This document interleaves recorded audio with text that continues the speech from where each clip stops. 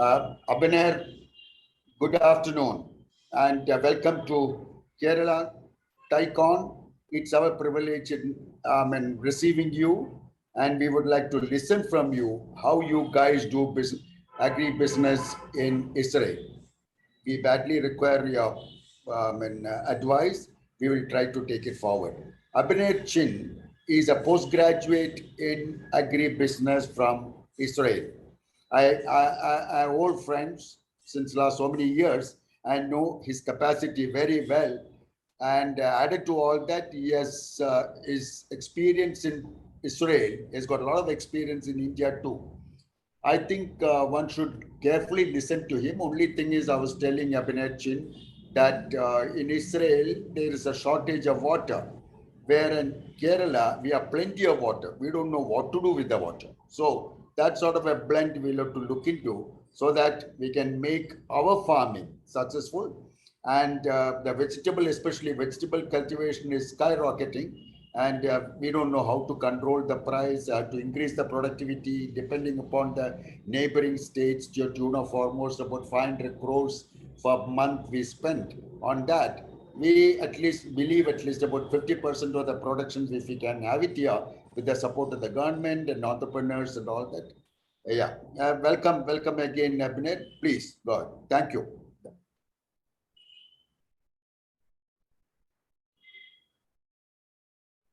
Can't hear you. It's muted. Okay, sorry. Yeah. Thank you, Menonji. I'm very happy to be here because this is a great opportunity to talk with our Indian people and farmers, and it's a good. I'm very happy to tell you about my vision about farming in Israel and India.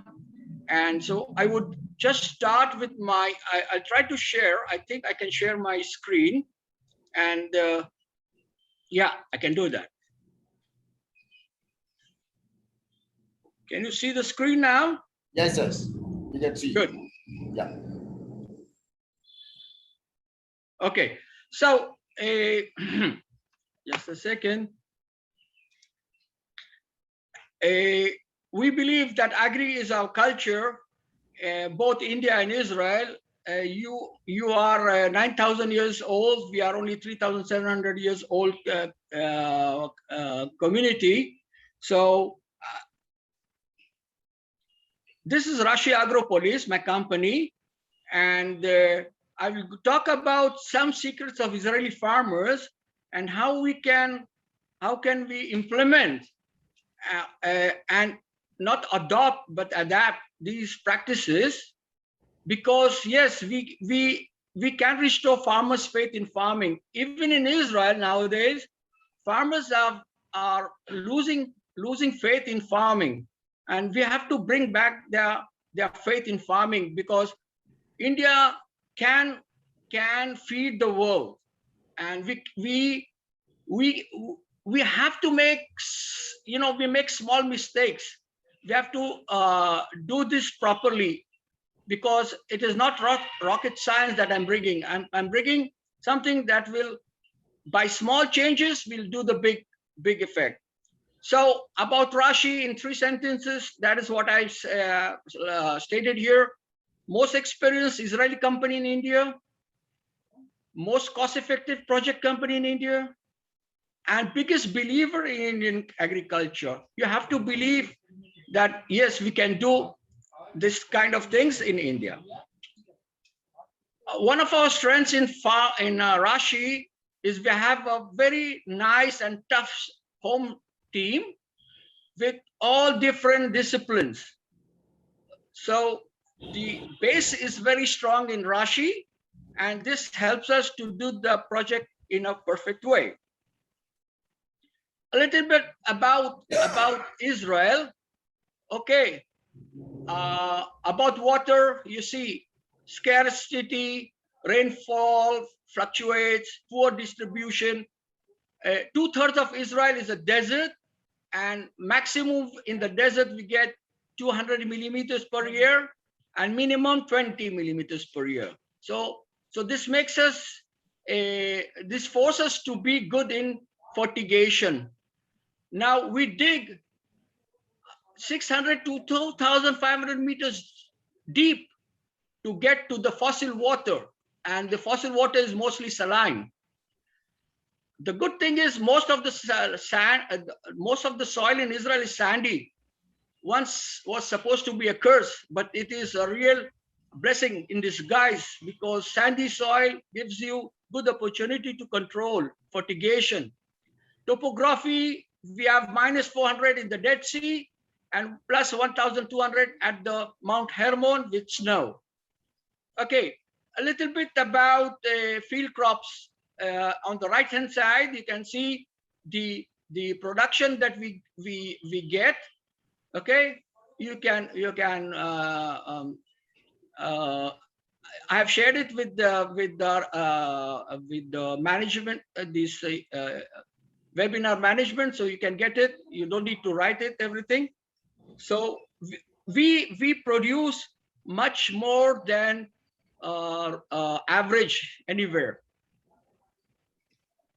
Here is another short understanding about production in livestock, dairy and poultry, sheep, aquaculture. So how we do this? Israel's advantages and secrets.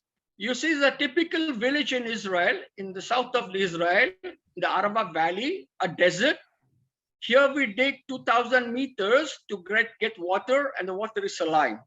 But this is a typical village. No farming inside the village area. All the farming is outside the village boundaries. That is very good ecologically, not to have anything that will disturb the life of the people living inside the village. Okay, I directly come to the first secret, and this is, I preach for that.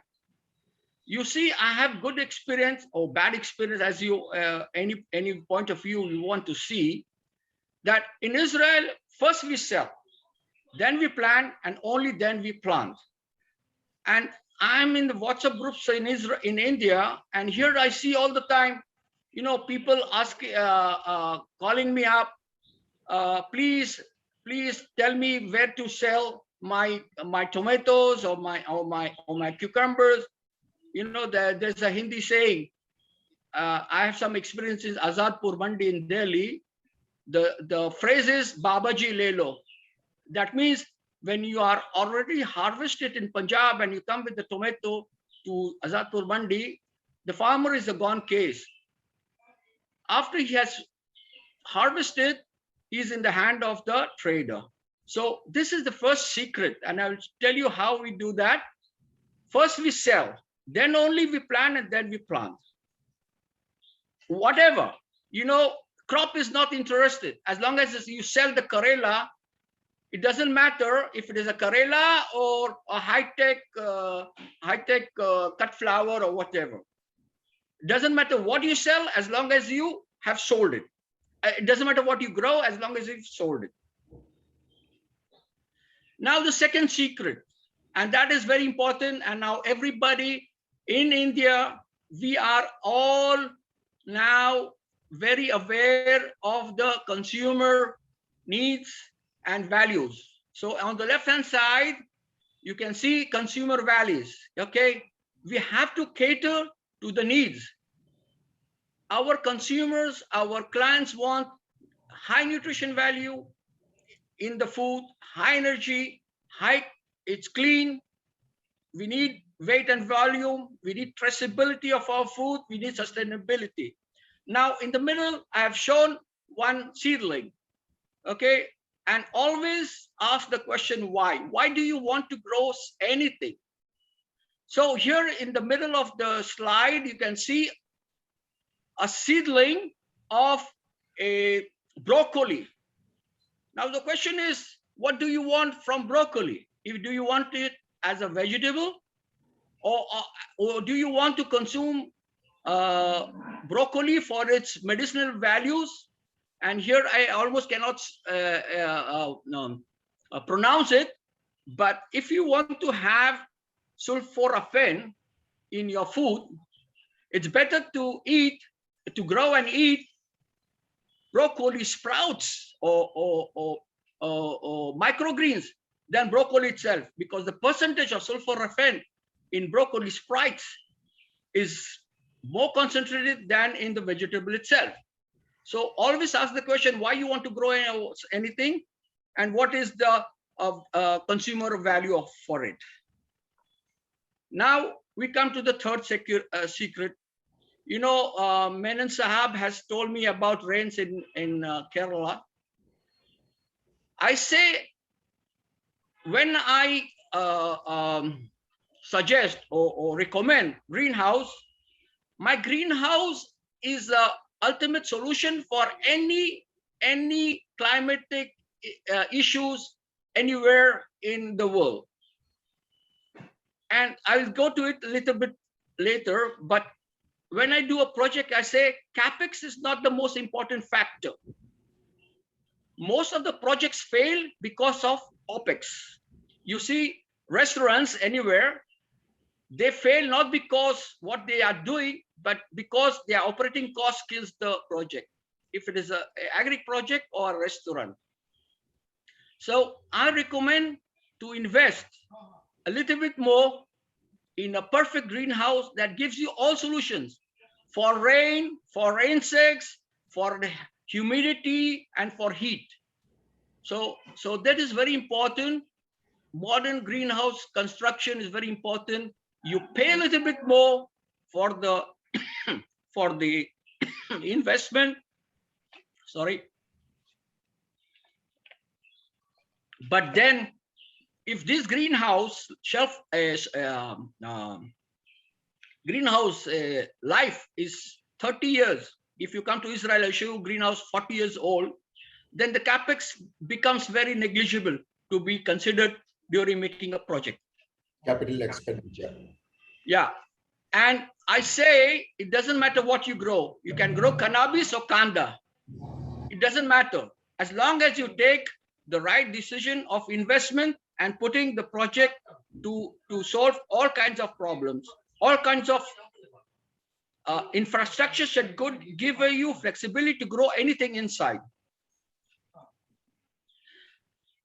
And crop variation, you see my adopted nephew and niece in Lysianthus. We have grown Lysianthus in Israel, and we have grown Lysianthus in Aurangabad, and new technologies of growing strawberries without because of manpower problems. We hang it like a hanging garden. This is chive, one of the very important fresh herb sold all over, and very high prices we take. Fourth secret, everybody knows about Israel. We pay for every drop of water. On the right-hand side, you see bottled mineral water. In Israel, I live in Ashdod. It's a seaport. And our drinking water is seawater. Our drinking water is seawater, desalinized, of course, because we are very aware of fresh water. You see, 65% of water for irrigation in Israel is recycled urban waste. We want to reach to 90%. We want to reach to the percentage of 90% water for irrigation will be recycled. One more thing, we check the production of every cubic meter of water. We don't grow water wasting crops like cotton. It is a rule in Israel. You cannot grow cotton in Israel.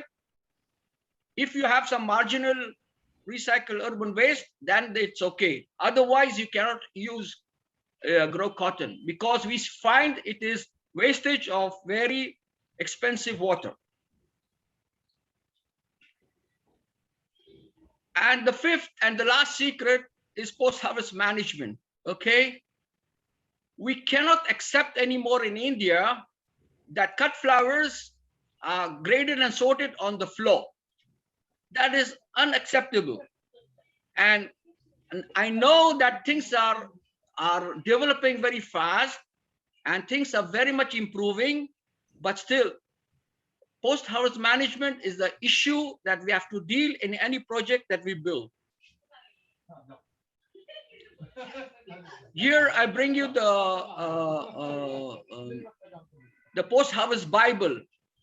The UNEC has all the standards and regulations for export.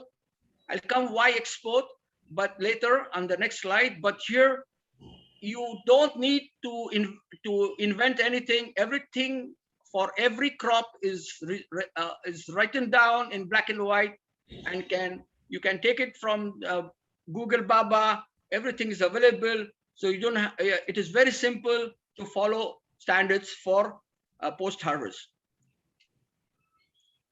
Now here I come to another thing, the Indian-Israeli farmer export connection. You see, whenever I do a project in India or anywhere, my feasibility study relies on export prices.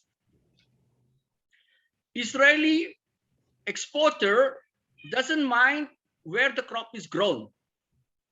If it is grown in India or Israel or Thailand, as long as it is grown according to the Israeli agri practices and UNEC standards, Israeli exporter doesn't mind, as long as it is making money and getting a sustainable quantity and on time. And this is the advantage, that whenever I come to a project feasibility, our Israeli exporters give us letter of intent. It is better than any contract farming or buyback contract, because if the Israeli exporter can have these kind of products, chives, coriander, dill, tarragon, capsicum, tomato, whatever, at this time of periods, at these quantities, okay, they promise you safe price of this. For example, chives in summer price or winter price can sell for 6.4 euros, safe whatever, Europe or Hong Kong or wherever. So that makes any project very sound and feasible, because whatever, if the local market can promise us these kind of prices at these conditions, then I don't mind selling it in local markets. But I have a bad experience in local markets. So whenever I do a project, I say, let us be Israelis. Let us rely only on export and build our project so that we know what time of the year, at what quantities, we'll get what price. That is basics for, Israel is small.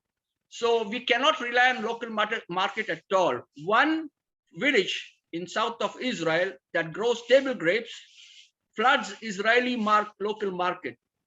So you can understand that local market is okay for class 2 and class 3, but extra class and class 1 is all oriented towards export.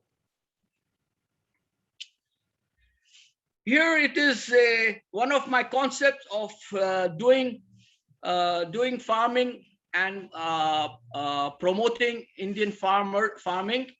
This is a concept we started 70 years ago or 80 years ago.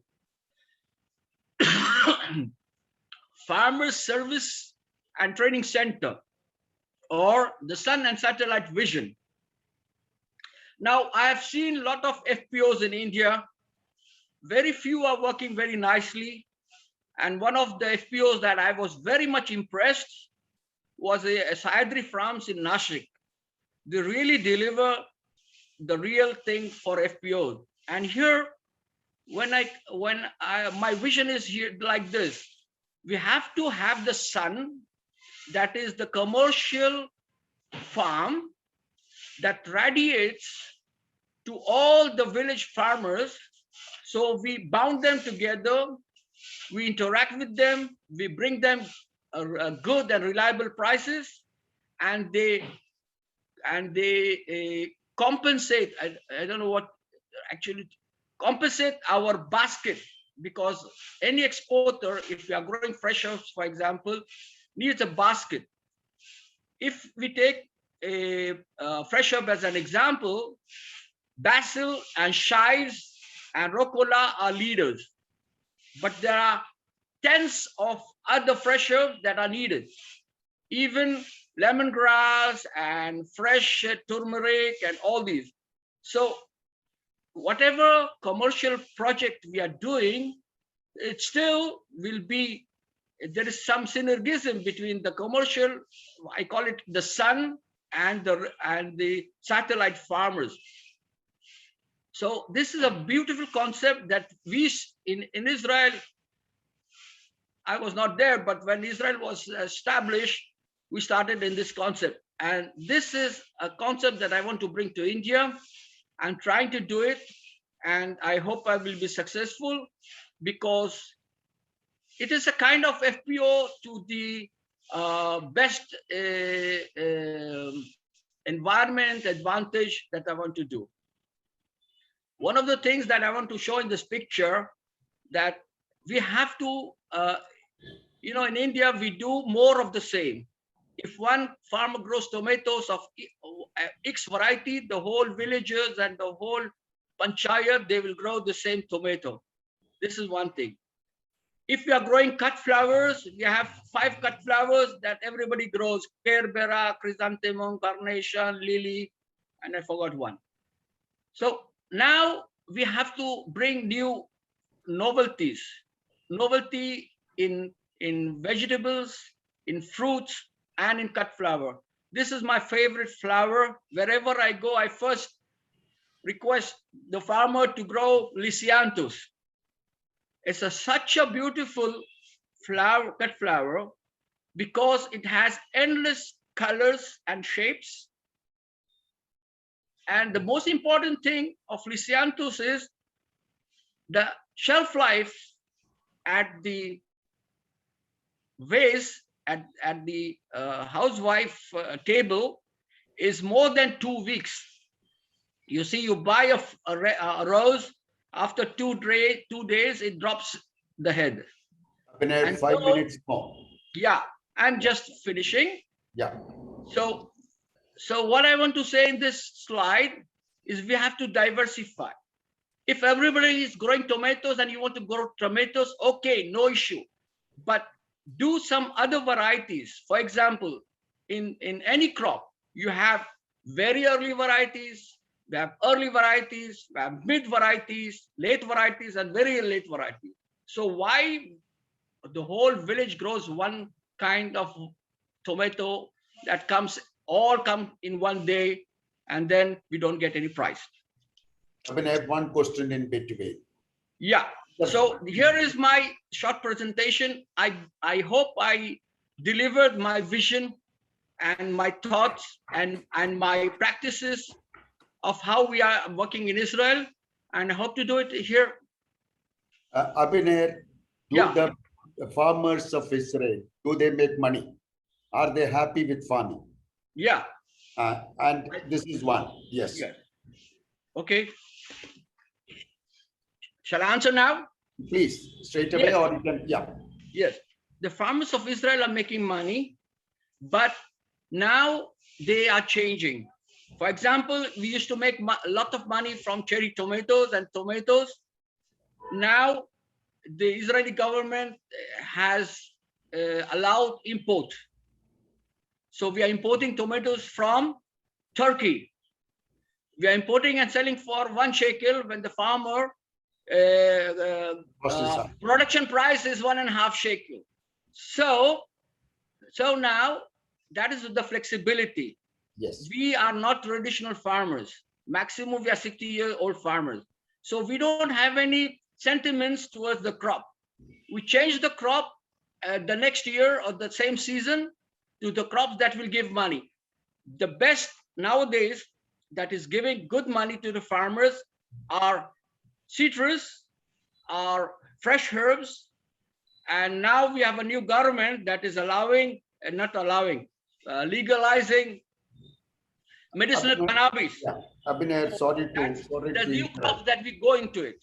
Yeah, there is a question from Rajesh Nair. Can you see that? Yes, I can see that. Just a second. Yes.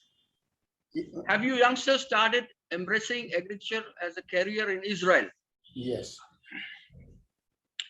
You see, we are lucky, not very lucky, but most of the, like in India, what's happening is happening there. Like 10 years ago, we had very big problem of youngsters coming back to farming, and the farmers were getting old.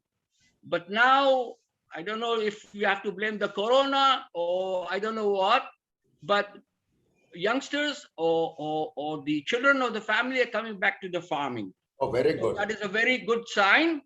I wish it will continue, because high tech is robbing all our youngsters, Very good. and farming is a big problem. But things are changing, I think, because of corona. Very good. Very good. Any other question? Uh, um,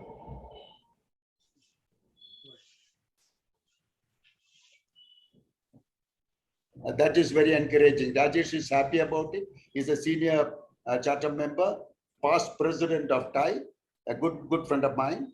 And Abner, now you know. Okay, I have Yeah. a question here, if you don't mind. I have a Yes. question here. Yes. It's a very good question about pollination in greenhouses. Yes. As I said, it's a big problem. No, I didn't say it, but it is a big problem in India, Yes.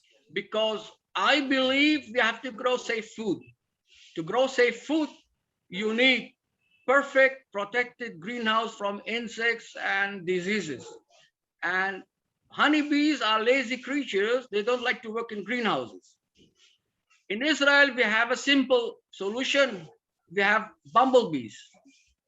I'm after it. I'm after the government of India and all the people, so that if they don't allow us to import bumblebees from Holland or Israel, because bumblebees work relatively very nice in greenhouses, and that is the ultimate pollinator. But otherwise, we are compromising with many things. I hope there are two solutions.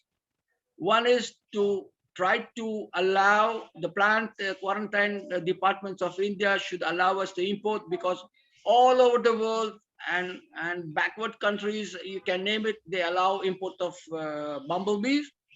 If not, we have to try to domesticate and rear a Himalayan bumblebees. Yeah. In India.